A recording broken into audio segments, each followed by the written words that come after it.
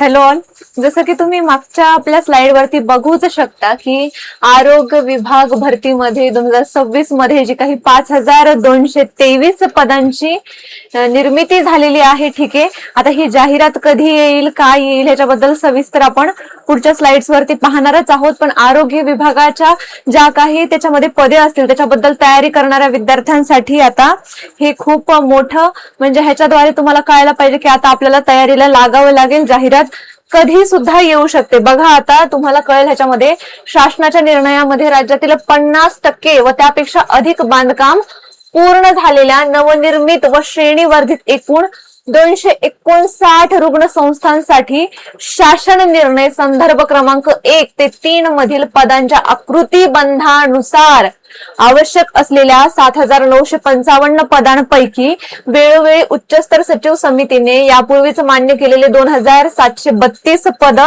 वगळून, म्हणजे त्यांनी 2732 पद पहिले मान्य केली होती आणि ती वगळून उरलेली जी काही 5223 पद आहेत ती नव्याने निर्माण करण्याचा व आरोग्य संस्थांचे कामकाज सुरू करण्याचा जो काही त्यांनी निर्णय घेतलेला आहे त्याला मान्यता दिली आहे.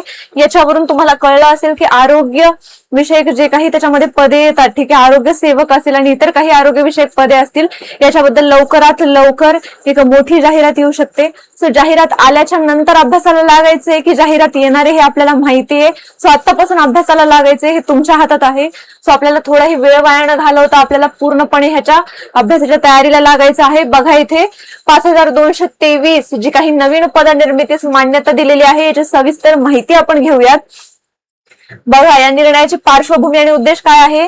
राज्यातील जे काही 259 नवनिर्मित जे रुग्णालय आहेत किंवा 50% किंवा त्याच्यापेक्षा जास्त सुद्धा त्याचं बांधकाम पूर्ण होत आलेलं आहे. ठीक आहे, आरोग्य सेवा तातडीने सुरू करणं या निर्णयाची उद्देश आहे मेन. ठीक आहे, सो त्याच्यानंतर बघा जी पदांची सविस्तर आकडेवारी होती 7955 पदे होती.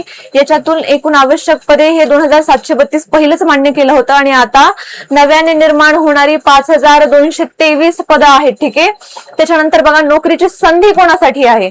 सर्व स्तरांवरील आरोग्य सेवक आणि इतर कर्मचाऱ्यांसाठी एमपीएससी सरळ सेवा परीक्षेचा अभ्यास करणाऱ्या उमेदवारांना संधी आहे आणि शासकीय नोकरी म्हणजे ज्यांना गव्हर्नमेंटची नोकरी पाहिजे आहे, ठीक आहे, गव्हर्नमेंटचा टॅग पाहिजे आहे त्यांच्यासाठी ही पण मोठी संधी आहे. ओके, आता ह्याच्यामध्ये बघा अंमलबजावणी पुढील पावले बघा. उच्चस्तर सचिव समितीकडून मान्यता तर मिळालेली आहे.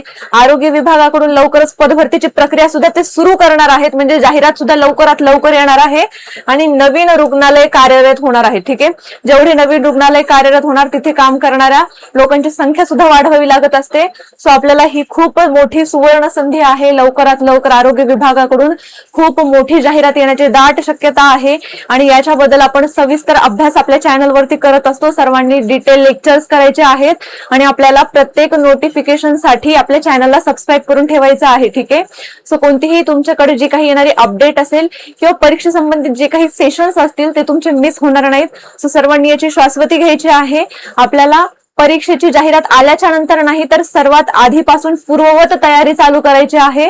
सो सर्वात तुमच्यासाठी नवीन नवीन काही गोष्टी बॅचेस असतील, काही सिरीज असतील त्या आपण घेऊन येत असतो. सो तुम्ही एकही सेशन मिस न करण्यासाठी आपल्या चॅनलला सबस्क्राईब करा आणि सर्व जे काही नोटिफिकेशन्स आहेत ते ऑन करून ठेवा. ठीक आहे, सो लवकरात लवकर जेव्हा जाहिरात येईल एकदम दाट शक्यता आहे आणि आपल्याला त्याच्यासाठी एकदम स्ट्रॉंगली तयार राहायचं आहे. ठीक आहे, सो सर्वजण तयार असतील तर आपल्या कमेंट बॉक्समध्ये येस टाकायचं आहे आणि सर्वांनी जोरदार पद्धतीने जे काय आहे तयारी चालू करायची आहे. ठीक आहे, थँक्यू सो मच.